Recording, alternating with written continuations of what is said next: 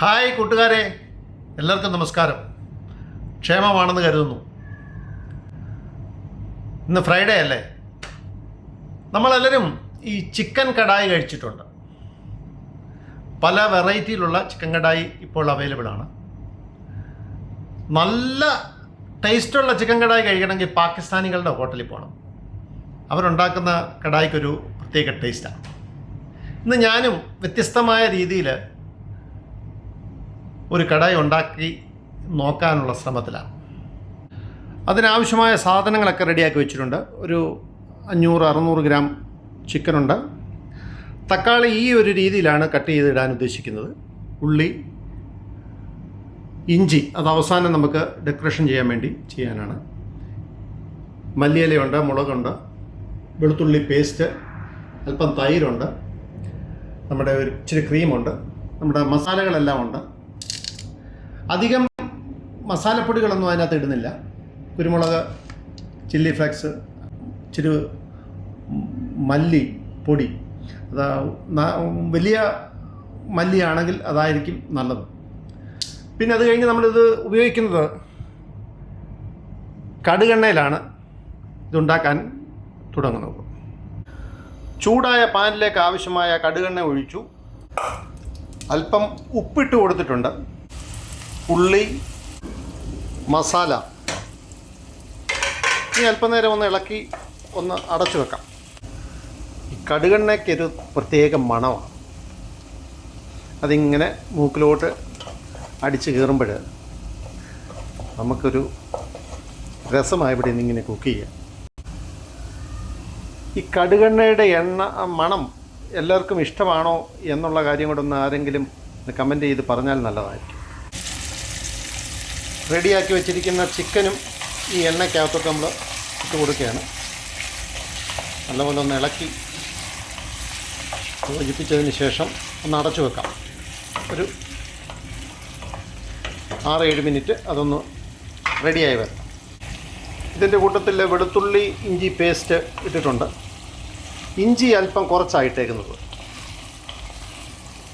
വെളുത്തുള്ളിയുടെ ആണ് കൂടുതലായിട്ട് വരുന്നത്. ആ ഫ്ലേവറായിരിക്കും കൂടുതൽ കിട്ടുന്നത്.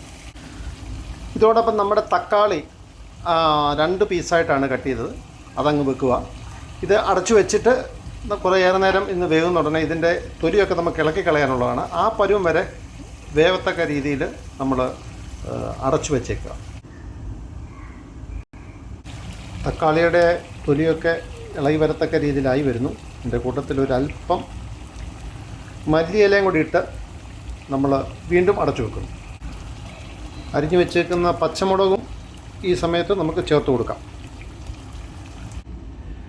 ഇതിനകത്ത് നമ്മൾ വെള്ളം ഒഴിക്കുന്നതേ ഇല്ല. വെള്ളം ഒഴിക്കാതെ കടുകെണ്ണയിൽ കിടന്നാണ് നമ്മുടെ കടായി ചിക്കൻ റെഡിയാകുന്നത്. ഇനി നമുക്കിതൊന്ന് തുറന്നു നോക്കാം എന്തായെന്ന്.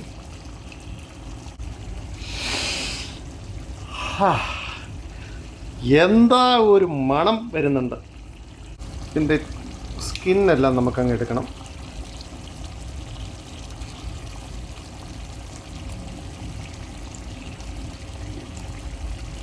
സ്കിന്നൊക്കെ ഇങ്ങനെ വളരെ ഈസി ആയിട്ട് വരുന്നുണ്ട്. തക്കാളിയൊക്കെ നല്ലപോലെ വെന്തിട്ടുണ്ട്. അത് ഇതിൻ്റെ കൂട്ടത്തിൽ നമുക്കിങ്ങനെ ഉടച്ചു കൊടുക്കണം. ഇതിൻ്റെ ഫ്ലേവർ ഒന്ന് പ്രത്യേകതയായി ഇങ്ങനെ ഒന്നുകൂടെ ഒന്ന് വേവാനുണ്ട്. ഇതിൻ്റെ ഗ്രേവിയൊക്കെ കണ്ട നല്ല തിക്കായിട്ട് വരുന്നുണ്ട്. ഇനി ഇതിനകത്ത് കിടന്ന് വേകണം. ഇതോടൊപ്പം നമ്മൾ എടുത്തു വച്ചിരിക്കുന്ന മസാലകൾ ഇതിനകത്ത് ഇടണം. ഒരുപാട് മസാലയൊന്നും ഇല്ലല്ലോ, 4-5 കൂട്ടം മസാലയുള്ളൂ. അതോടെ ഇട്ട് നല്ലവണ്ണം മിക്സ് ചെയ്ത് വീണ്ടും കുറച്ച് നേരത്തേക്ക് അടച്ചു വെക്കാം. ഒരല്പം തൈര് ഒഴിച്ചു കൊടുക്കുന്നു.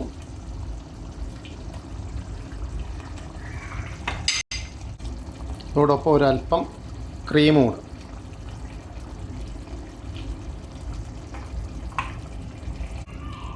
ആവശ്യത്തിന് മല്ലിയിലയും ഒരല്പം കസൂരി മേത്തിയും കൂടെ ഇടുന്നുണ്ട്.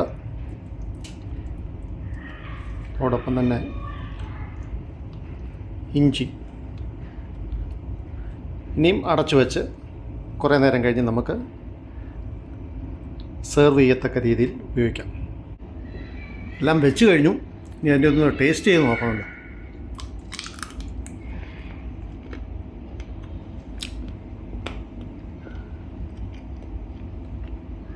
കൊള്ളാം, അടിപൊളി.